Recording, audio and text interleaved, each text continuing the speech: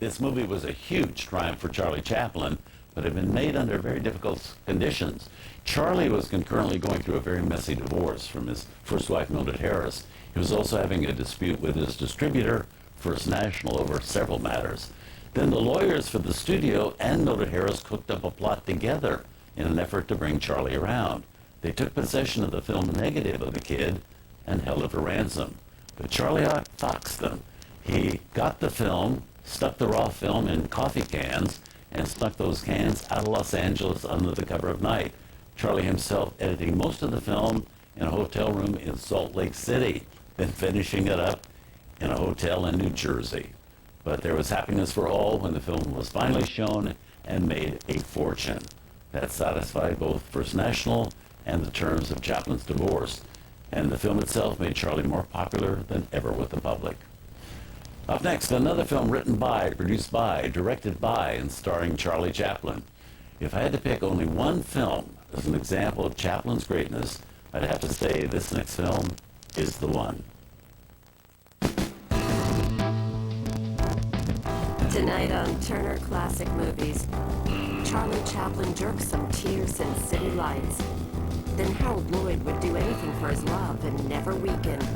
And Harold remembers the motto, safety last. Visit shop.tcm.com and choose from a huge collection of titles up to 40% off during our Rake in the Savings sale, including such classics as The Best Years of Our Lives, The Naked Jungle, and Casablanca 70th Anniversary Edition. He's looking at you, kid. So check out all the great titles and classic movie merchandise in our collectibles section, including new TCM t-shirts at 25% off at shop.tcm.com or call 888-9-TCM-SHOP. This is the scene of the crime. A crime of passion, filmed in a way you have never seen before, and as no one else would dare attempt. But the screen's master of suspense, the producer-director who shocked the world with Psycho.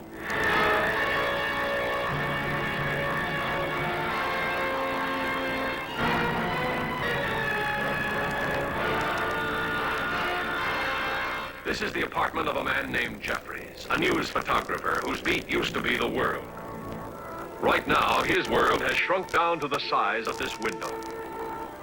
He's been watching the people across the way. Nobody seems to pull their blinds during a hot spell like this. He knows a lot about them by now. Too much, perhaps. For instance, down there on the second floor, the woman pacing about. He calls her Miss Lonely Hearts. So lonely that even death seems like a friend. These are the newlyweds on a honeymoon no one will ever forget. He calls her Miss Hearing Aid, an artist of a very odd and strange art. A songwriter who plays the same melody over and over again. A genius or insane? This is the traveling salesman and his invalid wife. Out of their arguments and nagging comes a weird kind of love. Miss Torso, the body beautiful. That is, viewed from a safe distance. Those are just a few of my neighbors. First I watched them just to kill time, but then I couldn't take my eyes off them, just as you won't be able to. And you won't be able to take your eyes off the glowing beauty of Grace Kelly, who shares the heart and curiosity of James Stewart in this story of a romance shadowed by the terror of a horrifying secret.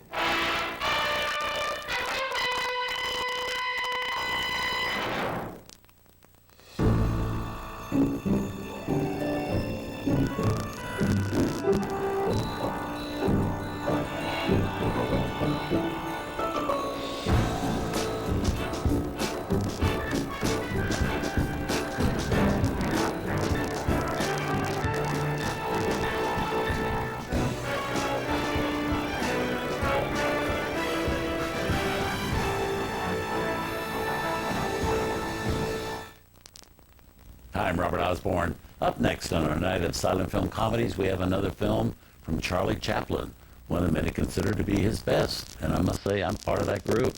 The movie is City Lights, a film from 1931, and although it was released 2 years after what was basically the death of silent films, this movie is just that. It's silent with no dialogue. And when it came out in 1931, instead of being considered old-fashioned and out of step with the times, it became one of the most popular films of that year. As with most of his films, Charlie produced it, wrote it, directed it, financed it, also stars in it. And the payoff is that he also got to keep all the money it made. He again plays his famous character, the little tramp, this time a fellow who befriends and falls in love with a young blind girl. She, of course, unable to see that this woebegone character who's so kind to her and hopelessly in love with her is a poor, pinless tramp with ragged clothes and wearing dilapidated shoes. And as you very likely know, Charlie Chaplin was unique in the way he planned and meticulously filmed his movies. He would often develop a story of a film as he went along, not knowing when he started filming a project where the story would go or how it would end. He was also such a perfectionist, he would often do 20 or 30 takes of a particular scene till he felt it was exactly what he wanted. And he could afford to do that because he was his own boss. He himself financed his films, so it was his own money he was spending. He didn't have to work on anybody else's time schedule either. And while to others it often seemed that he was wasting money and his time, the infinite care he took is why so many of his films turned out so well, why they endure and still entertain us all these years later. Something to keep an eye out for in this movie is a young Jean Harlow in a nightclub sequence. When Chaplin shot the scene Harlow's in, she was an unknown, doing bit parts in Hollywood to scrape by, but it took Chaplin so long to finish and release this film that by the time the film opened in theaters, Harlow had made the 1930 film Hell's Angels and had become a huge star. So here from 1931, Charlie Chaplin and a new leading lady, the future Mrs. Cary Grant, Virginia Cherrill as a blind girl. Here's City Lights.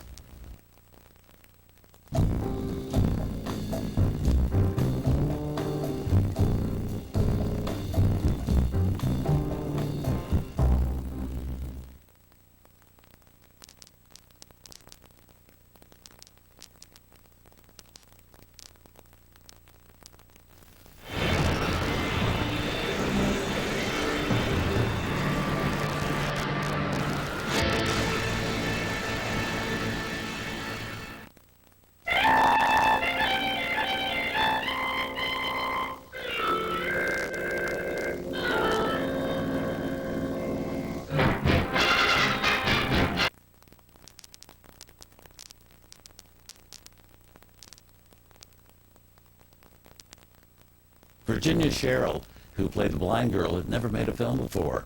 After City Lights, she made a dozen more movies and became Mrs. Cary Grant in 1934. Marriage that lasted only a year, and soon after that she retired from films altogether, had a very successful 48-year marriage living in Santa Barbara, California. She died in 1996 at the age of 88. Well, so far this evening, our look at silent screen comedies focused on Buster Keaton and Charlie Chaplin. But up next, we have a comedy short from the man considered to be up on that high plateau of comedy with Chaplin and Keaton, and that's Harold Lloyd. Tonight on Turner Classic Movies, Harold Lloyd would do anything for his love and never weaken. Then Harold hangs on for safety last. And it's in the hole for Elvis Mitchell under the influence, Bill Murray. Hi, this is the TCM Classic Movie News Report for September. Your update on today's world of entertainment for the classic movie fan. In theaters, Warner Brothers is bringing The Wizard of Oz back to the site of its original premiere with the grand reopening of the beautifully restored TCL Chinese Theater IMAX. In honor of The Wizard of Oz's 75th anniversary, the beloved fantasy film has been digitally remastered and will be presented like never before in stunning IMAX 3D. Immerse yourself in all the wonder and magic as Dorothy and her unforgettable friends fill the screen in the world's largest IMAX auditorium. The Wizard of Oz, an IMAX 3D experience, will premiere at the revitalized TCL Chinese Theater IMAX on Friday, September 20th. For more information and tickets on the limited release, visit tclchinesetheaters.com. Hot off the presses, author B. James Gladstone presents The Man Who Seduced Hollywood, the life and loves of Greg Boutzer, Tinseltown's most powerful lawyer. The attorney's tantalizing escapades with Hollywood's biggest leading ladies and his conflicts with Joan Crawford fill the pages of the all-new biography. The Man Who Seduced Hollywood is available at shop.tcm.com. Now on CD for the first time, he was the smooth tenor, once considered the greatest voice of the 20th century. Now, Turner Classic Movies and Sony Masterworks present Mario Lanza, The Toast of Hollywood. The two-disc set features 30 of the operatic star's greatest melodies, including 6 previously unreleased recordings. Disc 1 showcases Lanza's on-screen work in A Tenor at the Movies, and Disc 2 highlights his popular radio show performances with A Tenor in Love. Mario Lanza, The Toast of Hollywood, is available at shot.tcm.com. And be sure to catch a night of Mario Lanza films on TCM, Wednesday, September 18th, starting at 8 p.m. And that's your newsflash for September. Count on Classic Movie News for your update on today's entertainment for the classic movie fan. See you in October.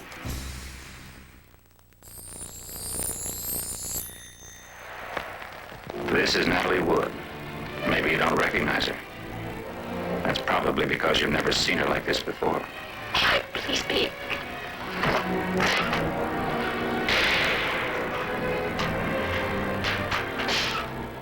This is Warren Beatty. He starred on Broadway. This is his first movie role. You won't forget him. I really want should be a big help to me, Dad. I spent my whole life trying to create a place of importance for you in this world, and then you come home and tell me you don't want to go to college, you want to marry someone terrible. It's what I want that counts. This is a love story unlike any other. It's titled Splendor in the Grass.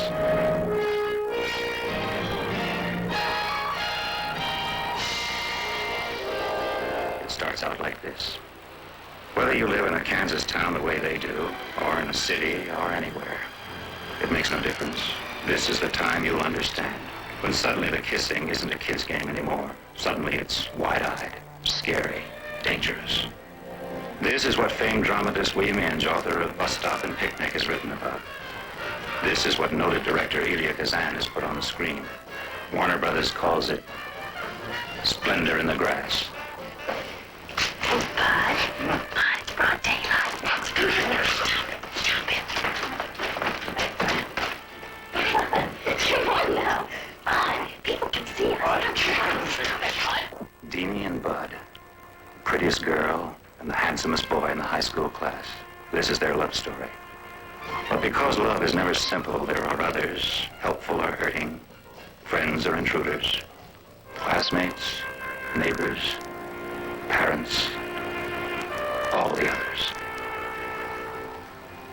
I want to talk to you. Now, Wilma Dean?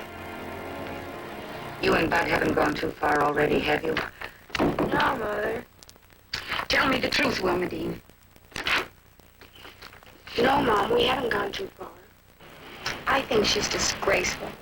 When she stands there waiting for Wait the a players. minute. There isn't any reason in the world why I should. Mom, what are you speaking for? What do you think I'm supposed to not notice her? Is that what you expect out of me? I'm not even supposed to know girls like that exist, huh? I don't blame anyone, Mother. I raised you the only way I knew how, Deanie. The way my mother raised me, and I suppose the way her mother raised her. I always believed she was right about things. Maybe she wasn't. I loved her. I love you, Mother. I hope so, Deanie. This is a love story unlike any other. Splendor in the Grass. This is a story about the many aspects of love, about love fulfilled and love denied, and about love's desperate alternatives. This is a love story about a boy and a girl deeply, unredeemably, gloriously, and hopelessly in love. A love story unlike any other. Splendor in the Grass.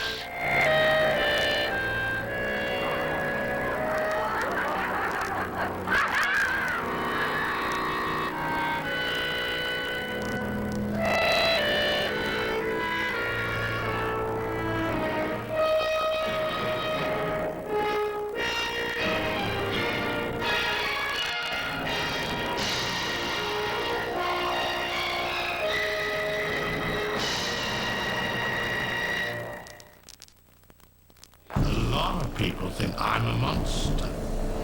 But our evil and our good are getting closer together. Every little town has had its share of evil. Here are ordinary people unaware of what's really happening. It's developed into brutality with a smile.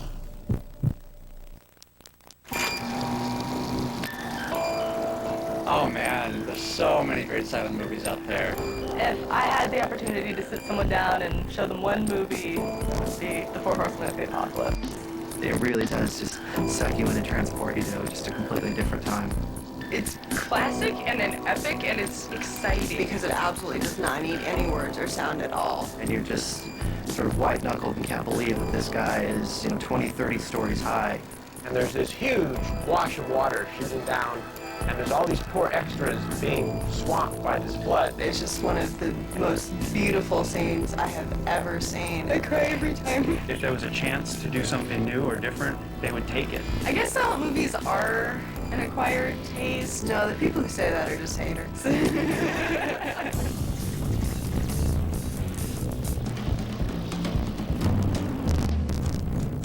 Hey, Ben Mankiewicz here with Matt Mellis, and the best way to describe Matt, I think, is a huge silent film fan and a huge Buster Keaton fan, right? It's safe to say. As evidenced by the work by silent films. So there's more than just throwing a pie in somebody's face and a couple of title cards. You think there's a lot of complexity there? Yeah, they relied on a lot of visual metaphors and visual poetry, which has kind of fallen to the wayside with sound when everything became very literal. It seems to be more of an art. Nowadays, people get so caught up in trying to make things real that they forget about making things that are going to carry you away to another place that doesn't have to have anything to do with the real world. I got into silent movies when she forced me to, kind of. Because I was homesick, and all of a sudden it was Silent Sunday on TCM, and Claire Bow was on, and I loved it. I thought she was just the most adorable thing I'd ever seen. And then it was, oh, silent movies, you have to watch this. And so we started learning more and more about different people, Charlie Chaplin, Claire Bow, all that kind of stuff. It's very, very important to see one on a big screen with live music. Part of the joy of seeing the movies in theaters is that communal, that crowd. The more full the theater, the more fun the film. Today's audiences refer to them as silent motion pictures. However, movies from that era were never really silent. They always were accompanied by either a piano player, an organ, or in the larger cities, full symphony orchestras. They would have people off stage behind the screen firing rifles and guns for the battle sequences. It would be a full immersive experience, almost like you would go today to see something like that in an IMAX theater. Back then, they would do it all live. Some people are not used to films being presented in such a way and can find them boring because they're used to a lot of stimulation when silent movies are not about that. So for some people, that's not enough and they have to go out and see Transformers or whatever, but I don't watch those kind of movies, so I guess it is an acquired taste and I've acquired it and I'm very happy.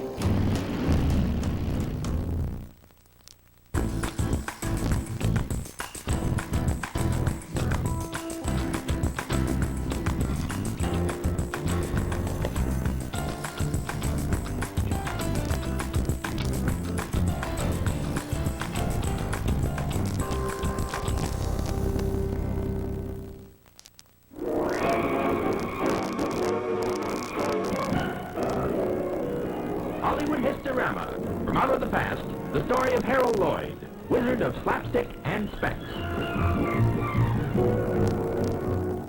Once upon a time, the sleepy little pueblo of Los Angeles, California, was considered a quiet, tranquil little community. Quiet, that is, until one of cinema's greatest comics moved in and took over. Harold Lloyd, the man who parlayed a pair of windowless specs into a Raja's fortune.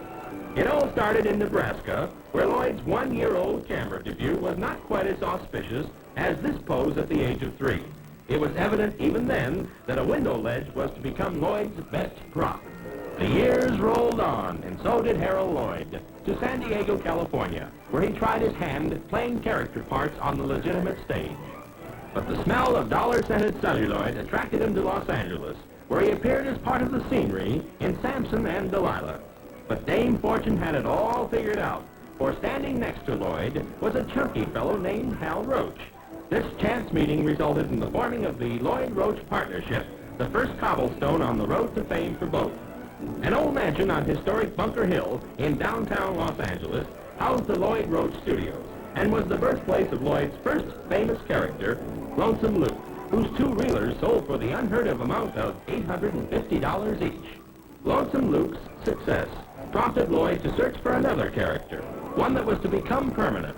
Hal Roach directed the bespectacled Lloyd, who kept poking his fingers, much to the delight of his audience, through his windowless specs. However, the crazy slapstick gyrations seemed to do nothing for Phoebe Daniels, a young girl in search of a career. Glasses and broad gags became Lloyd's forte. In an early Hal Roach comedy, Snub Pollard, for many years the man on the other end of Lloyd's gags, waited patiently while Lloyd doled out spaghetti by the yard. In Girl Shy, Lloyd had the audience howling as he tried to shake a chicken from his shoulder while riding a motorcycle at high speed through heavy traffic. Gags like these continued to reap the harvest of fame and fortune. One of the greatest hits of 1922 was Grandma's Boy, which saw Lloyd as an overgrown Walter Mitty-type daydreamer who whipped the daylights out of the whole befuddled Union Army. In Pathé's Why Worry, Lloyd resorted to his surefire gags as he tried to sell a giant shrinking pill. And when it seemed that Lloyd's gag bag was running dry, he topped everything he'd ever done in Safety Last, tagged as the greatest thrill picture of the silence. Audiences roared and shuddered in fascinated horror when Lloyd slipped on an edge or hung by his fingernails from 20 stories up. And if this wasn't enough, his run-in with a streetcar left the audience limp. In The Freshman, he duplicated these same feats. At the height of his career, he bade farewell to two friends, Charlie Chaplin and Douglas Fairbanks, then went into retirement. Many years later, RKO coaxed Lloyd to come out of retirement and star in what was to be his last picture. The Lloyd formula still worked. His gags proved to be as laugh-provoking as they were in the silence. Hi, I'm Robert Osborne. If you love films and enjoy collecting them as much as I do, you should check out the TCM Shop. It features over 50,000 movie titles, and each month in a special corner of the TCM Shop, I list some of my own personal picks. The TCM Shop is also the perfect place to find movie collectibles and merchandise such as books, soundtracks, and memorabilia. So visit shop.tcm.com today, and do check out my personal picks each month. I'll see you there.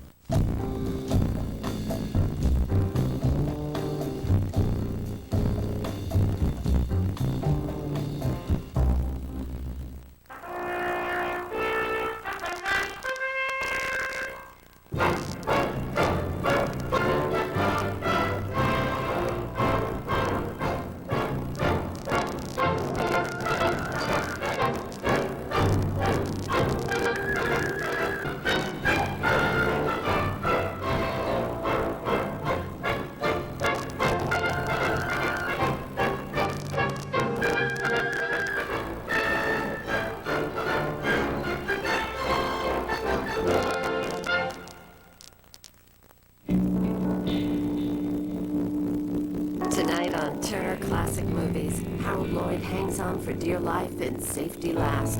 Then it's in the hole for Elvis Mitchell under the influence, Bill Murray. And Harry Belafonte and Robert Ryan lay down odds against tomorrow. Hi, this is Robert Osborne, inviting you to join me and Ben Mankiewicz as we set sail with Jane Powell, Robert Wagner, Margaret O'Brien, Theodore Bacall, Ileana Douglas, Alex Trebek, and others. Go to tcmcruise.com and join us for the TCM Classic Cruise, December 8th through the 13th.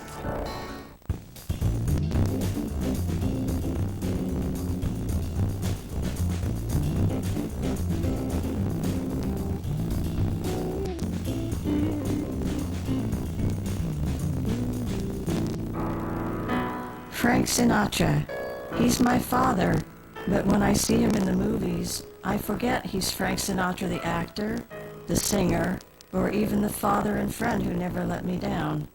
I only see the character he's portraying, and I think, what an achievement that was. I done it, Prue. I escaped just like I said. Just like I figured. In the back of a truck, on the top. They rode me right out. Just like I figured. Frank Sinatra has to be the most documented entertainer in history. I've written 2 books about him myself, but there are some things which Dad would never have said himself that I'd like to point out.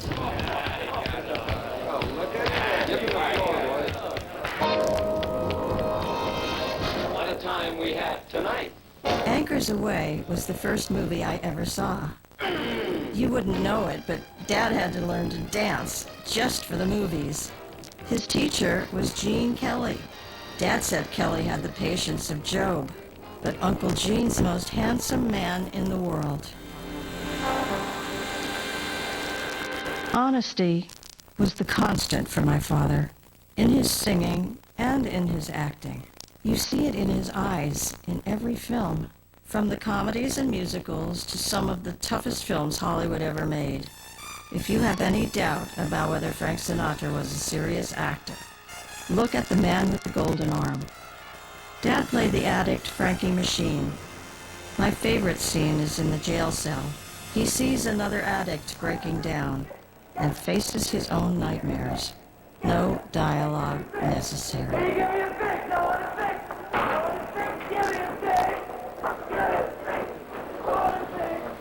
In a moment like that, I'm like any other fan. I don't have to be his daughter to see the truth in that performance. He was totally convincing in every role he played, and he was so believable that sometimes people got the wrong idea. Sweetheart, buy the boys a drink, will you? For example, Robin and the Seven Hoods. In that movie, he played a thug, so he spoke like a thug. D's, dem, and do's. And now because of that one movie, some people think my father really talked that way. But remember, this is Frank Sinatra, who probably did more for proper speech and enunciation than any American who ever lived. What you require is the proper squire to fire your home. When playing a swinger, he was the epitome of cool, and men all over the world still imitate those characters, the wardrobe and the lingo. But sometimes they forget that the same characters had another side. It wasn't all swagger. It wasn't all good times. Even the womanizer, Pal Joey, had a conscience. Darling, I want to marry you. It'll take more than a gold band and a $2 license to make an honest man out of a bum like me. That's a little job I'm gonna have to work out myself. Thanks for the use of the pad. I remember Dad telling me, you can't set the whole world straight. Life is too short. People will believe what they want to believe. I can tell you that the real Frank Sinatra was driven by what I call steamroller ambition, the need to accomplish. It wasn't about ego, but a drive to stretch his talent, to see what he could do as an artist. Just like singing on a record, acting on film could capture the tiniest detail, every emotion with subtlety. All that he learned and communicated as Frank the singer translated to Frank the actor. For the longest time after we lost him, I couldn't watch these films or even listen to his music. But thankfully, this has changed. His talent was so remarkable. The man, such a treasure, such a gift. I'm so glad, so grateful that Daddy made these films for all of us. For Turner Classic Movies, I'm Nancy Sinatra. Frank Sinatra is bewitched, bothered, and bewildered by Rita Hayworth and Star of the Month Kim Novak in Pal Joey. Thursday at 10 p.m. only on Turner Classic Movies.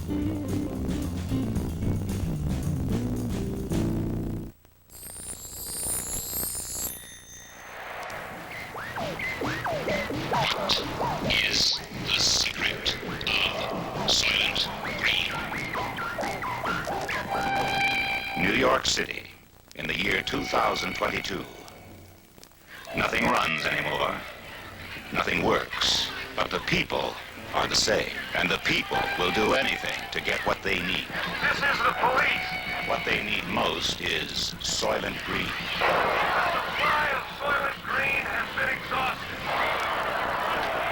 Return to your home.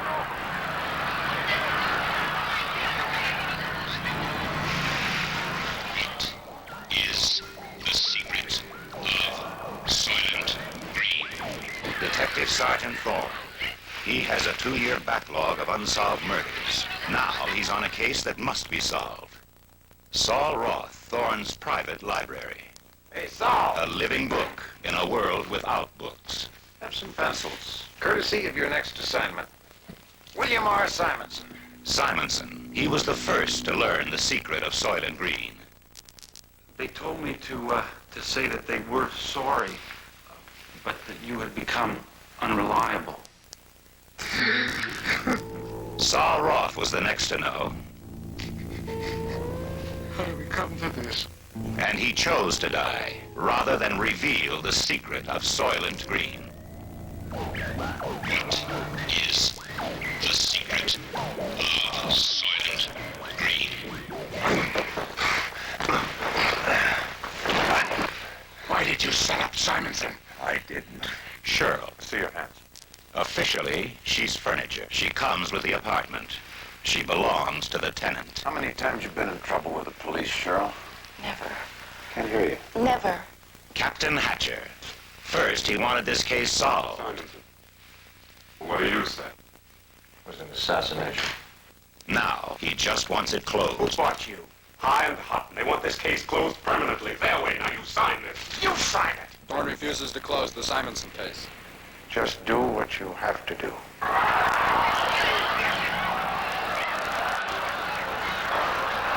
Where did you go with Simonson?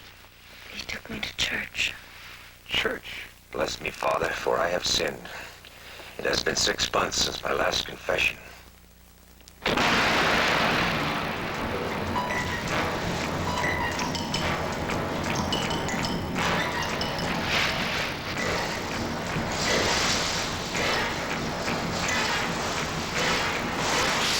Charlton Heston, Edward G. Robinson, Chuck Connors, Lee Taylor Young, Brock Peters, Paula Kelly, and Joseph Cotton fight for survival and try to solve the most bizarre riddle ever to face mankind.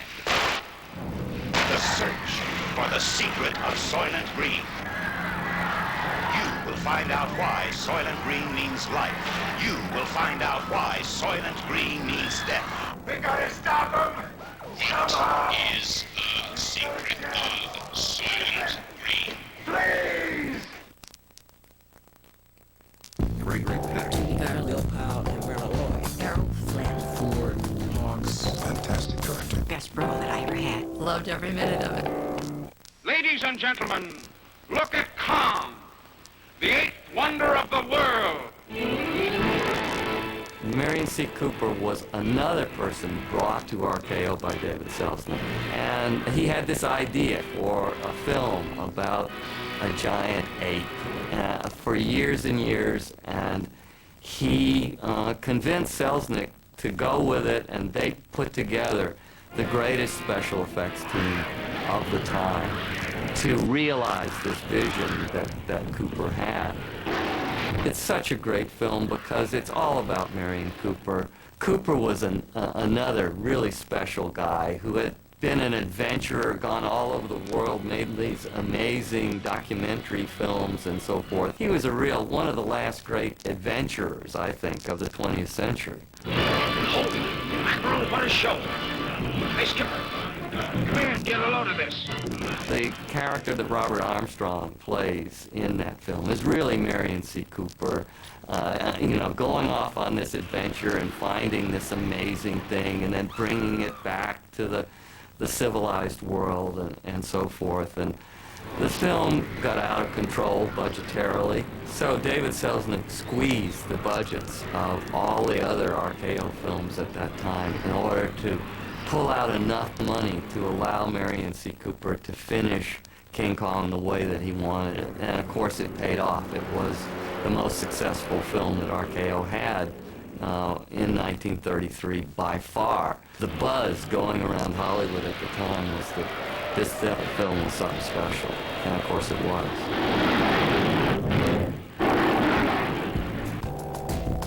A 50-foot gorilla really goes ape over Beauty Fay Ray and the ultimate pre-code monster classic, King Kong. Sunday at 8 a.m., only on Turner Classic Movies.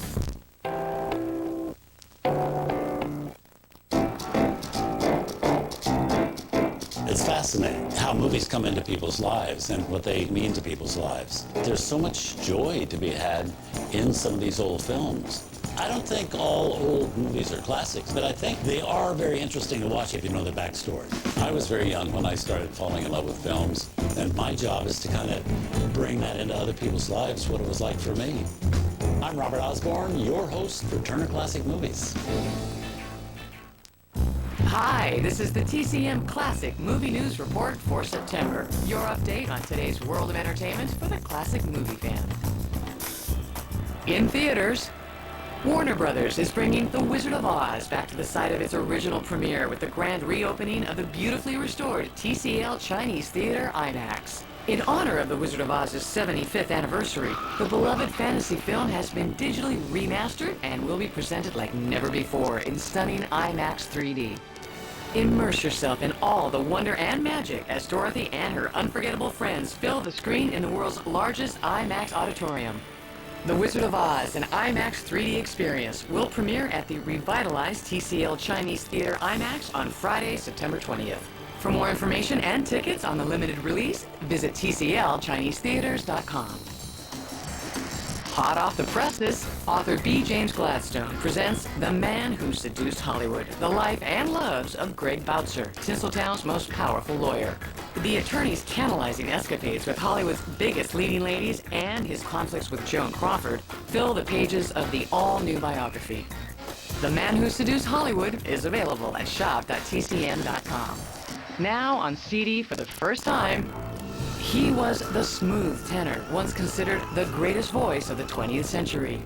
Now, Turner Classic Movies and Sony Masterworks present Mario Lanza, The Toast of Hollywood. The 2-disc set features 30 of the operatic star's greatest melodies, including 6 previously unreleased recordings. Disc 1 showcases Lanza's on-screen work in A Tenor at the Movies, and Disc 2 highlights his popular radio show performances with A Tenor in Love.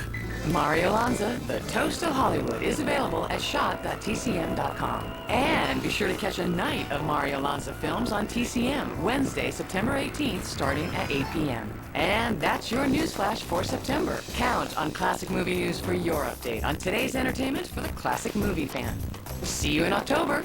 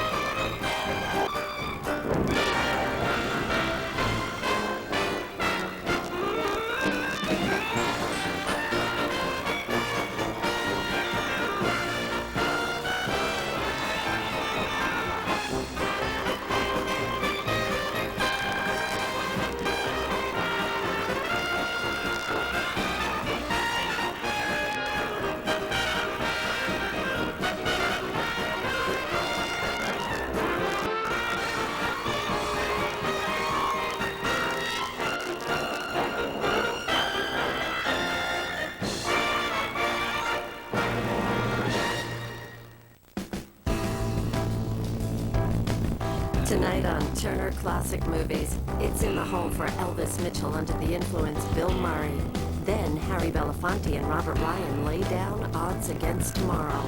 And Jack Palance plans a big heist with his brother in Once a Thief. If you're a fan of classic movies, you're going to love the TCM Greatest Classic Films Collections and Greatest Classic Legends Collections presented by Turner Classic Movies and Warner Home Video. Choose from a wide variety of over 40 collections highlighting Hollywood's most celebrated stars and genres, including Elizabeth Taylor, romantic comedies, and many others. Each collection features 4 great films, all for one low price. Check out the TCM Greatest Classic Films Collections and Legends Collections today at shop.tcm.com or at Barnes & Noble DVD locations.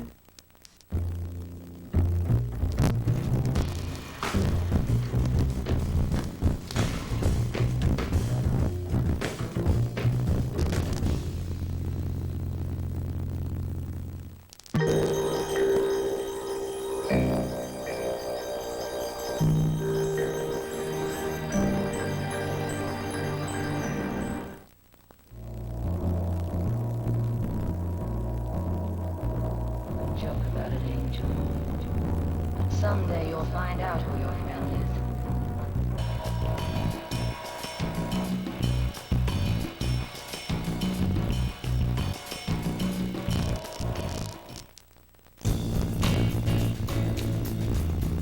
Today on Turner Classic Movies, Harry Belafonte and Robert Ryan lay down odds against tomorrow. Then Jack Palance plans a big heist with his brother in Once a Thief, and thieves face a rival after pulling off a tremendous heist in Rafifi.